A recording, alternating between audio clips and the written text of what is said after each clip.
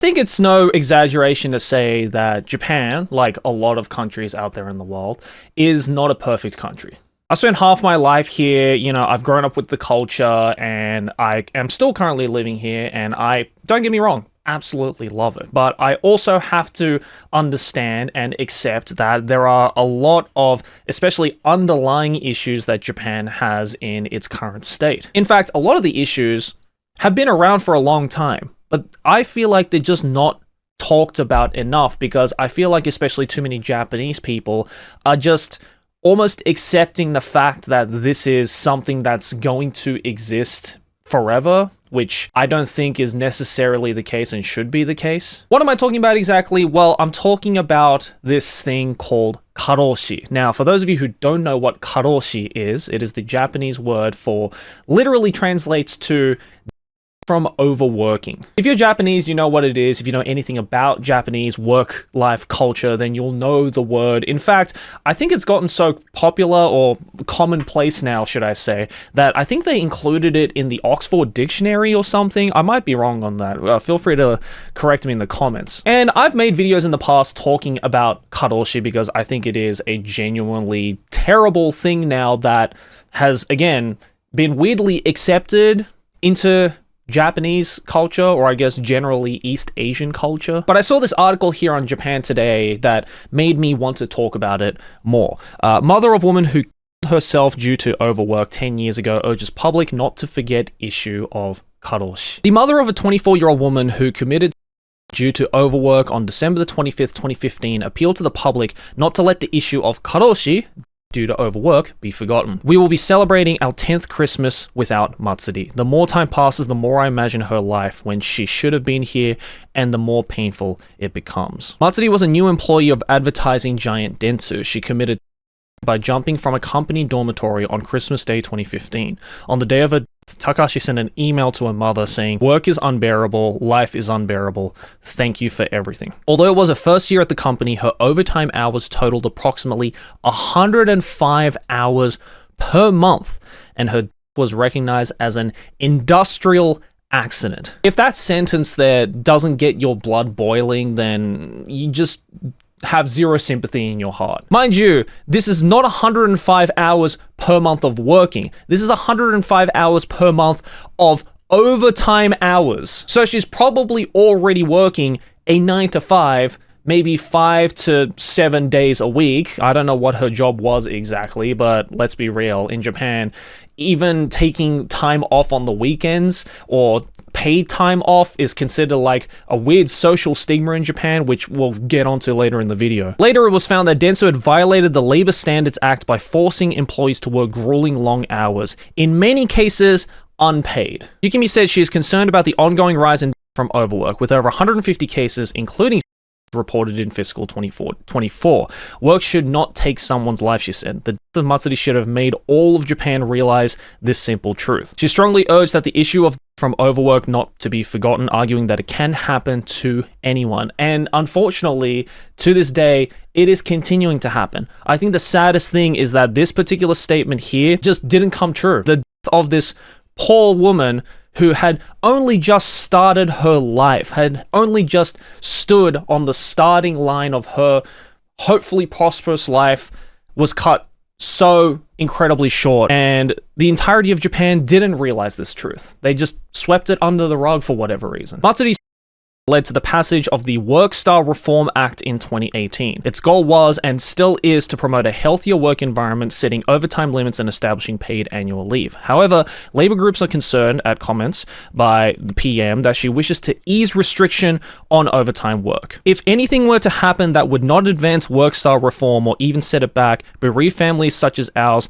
would never accept that. All right, so let's talk about this, because there's so much that I want to talk about, because again, I think the fact that this whole idea of karoshi, this from overworking thing, especially in countries like Japan. Now, mind you, it again, as I mentioned, this is not just a Japan phenomenon. It happens in Korea. It happens in China. A lot of East Asia suffers from this. And I'm sure there are other countries around the world that I am unfamiliar with that also go through the same thing as well. But I feel like in this day and age, it has become almost this commonplace phenomenon. Something that's like, oh, it's just like an East Asian thing. That's kind of fucked up, isn't it? And it's all these people looking from the outside who are going like, oh man, that sucks, you know, I wouldn't wish that upon my worst enemy. But the thing is, if you live in a country outside of East Asia, say you're in Europe, or say you're in America, Australia, any, you know, Western country that is a little more lenient and understanding on the idea of not from overworking. If you found out that people at your workplace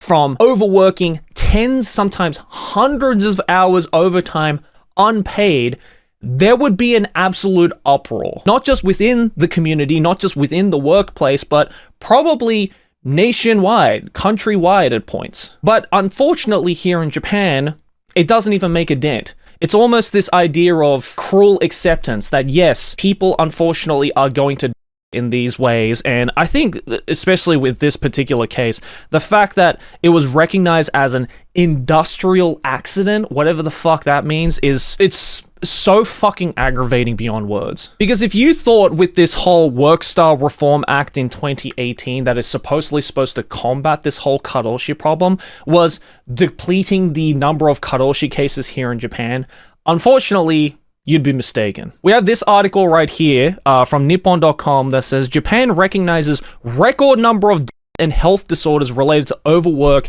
in the fiscal 2024. This issue is not going away. In fact, it is somehow getting worse. According to data compiled by Japan's Ministry of Health, Labor and Welfare, there were 1,304 recognized cases of karoshi and health disorders in fiscal 2024, up 196 year on year. Of these, 247 involved strokes or heart conditions, and 1,057 depression and other mental health disorders. This is the first time that more than 1,000 cases of work-related mental health disorders have been recognized. Among these, 89 involved or attempted.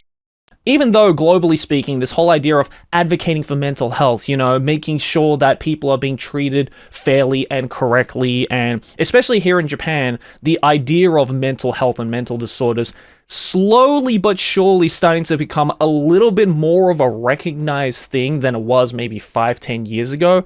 The issue is not going away. The stats show that it's just getting worse. How is this even possible? I was curious, so I decided to look up what this work-style labor reform was that they supposedly implemented back in 2018. And this is what it says. Highlights of the law include the following. Employees can't be required to perform overtime exceeding 100 hours in any 1 month, or 80 hours or more averaged over a reference period of 2 to 6 months, or 720 hours a year. Criminal penalties will apply to employees who breach the rules. The prior law capped overtime at 45 hours a month or 360 hours a year, but labor management agreements could exceed the maximum hours in extraordinary circumstances. Please enlighten me. What the fuck could possibly be an extraordinary circumstance? Like, this terminology is so vague that I feel like big corporations could give any amount of excuse to just be like, oh yeah, we're in an extraordinary circumstance right now. Work isn't getting done because the system that we have implemented is so ineffective that we have to force younger people to work overtime. Like, for me, the math just isn't adding up, right? Because it says here it can't be required to perform overtime exceeding 100 hours in any 1 month. So 99 hours is okay? Oh, don't worry, we're not breaking any of the laws. Tanaka-kun here has only worked an extra 80 hours overtime this month. Are we giving him a single yen for it?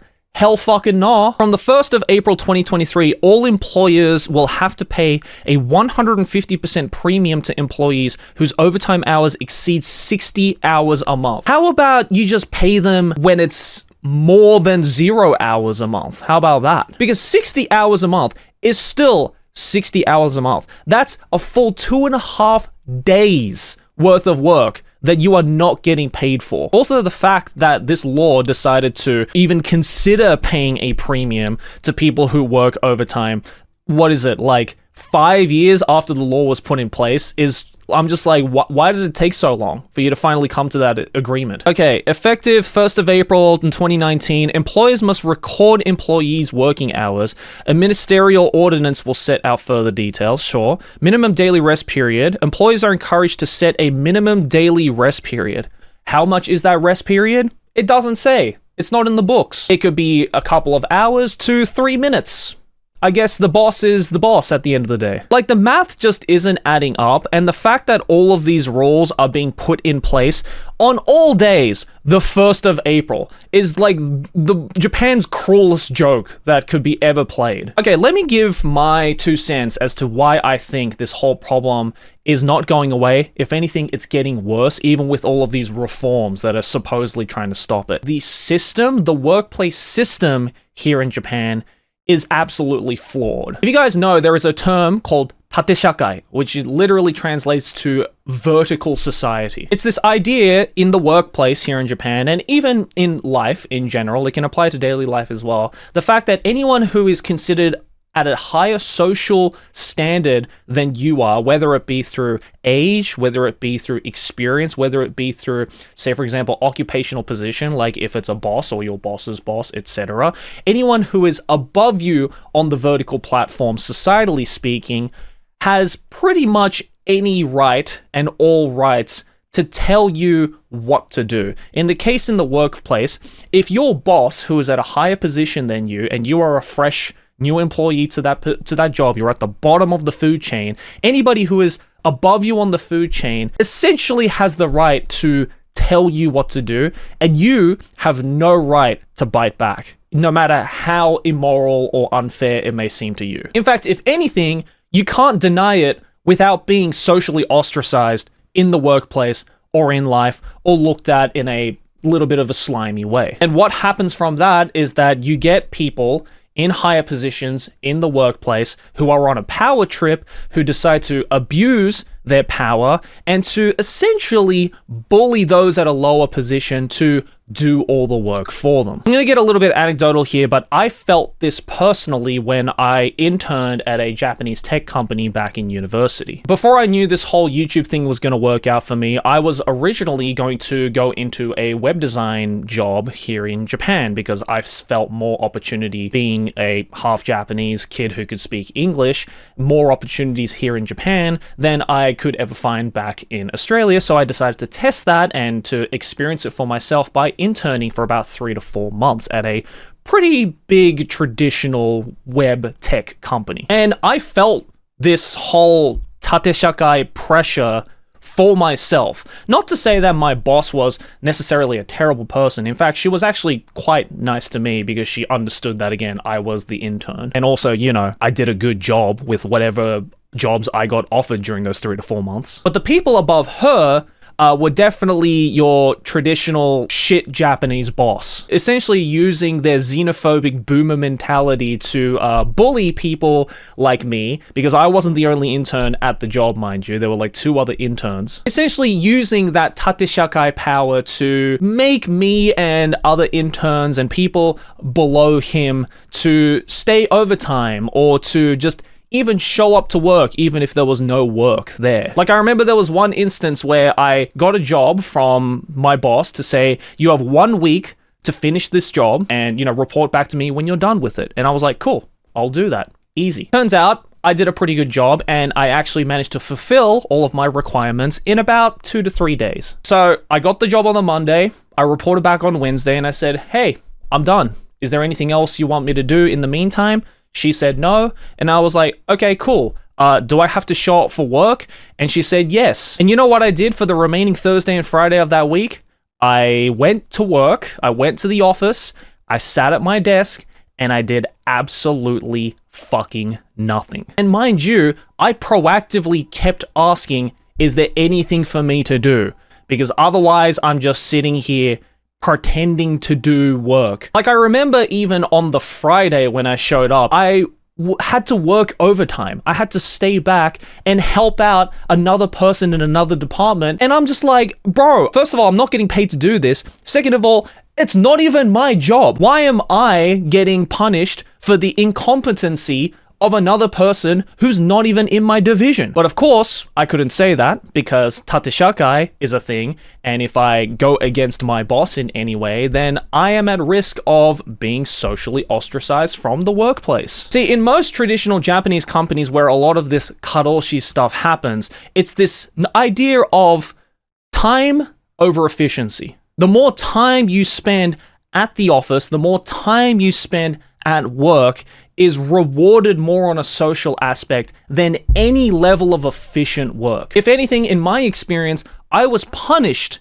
for being efficient at my work. I did my job too fast, and therefore I had to pay for that by staying overtime in some instances for absolutely nothing. You combine that with this toxic as fuck tate shakai power imbalance and power abuse, and you now have a system where higher ups can bully those in the lower position to do whatever that is that they want them to do, stay back for instance, and do all the work for them because, oh well, that's how we did it back in the bubble era, that's how we have always done it traditionally, that's how Japan has always been. Always respect your elders because they came before you. This is one thing that I will openly admit to absolutely despising about Japanese culture. It's this whole idea of using tradition as a scapegoat. Because if the tradition hasn't caught up with the time, then I think that the tradition deserves to die. And Japan has always had this massive problem with, oh, we have to hold on to it because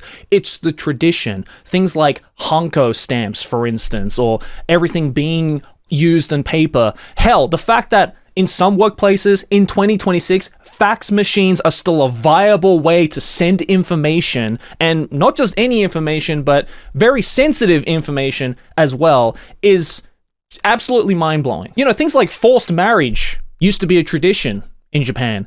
There's a reason why they got rid of it. It's because it didn't keep up with the times and nobody agreed to it. I can probably speak on behalf of all young people in Japan, whether you are Japanese or foreign or both, that this whole idea of tate shakai, this whole idea of having to stay overtime, this whole idea of karoshi is a tradition that deserves to die. And you're probably sitting there and wondering, well, Joey, if, you know, they're being forced by a shit boss to work overtime and, you know, to the point where sometimes they develop mental disorders or even commit, then why can't they just say no, fuck you to the boss and just quit their job? I mean, look, they can definitely resign on their own accordance. But here's another issue with Japan is that this whole idea of quitting voluntarily in Japan is almost considered this sign of weakness and lack of loyalty to the company, and you're more likely than not, dead ass, you're more likely than not to not get the job because that employee is going to think, well, if you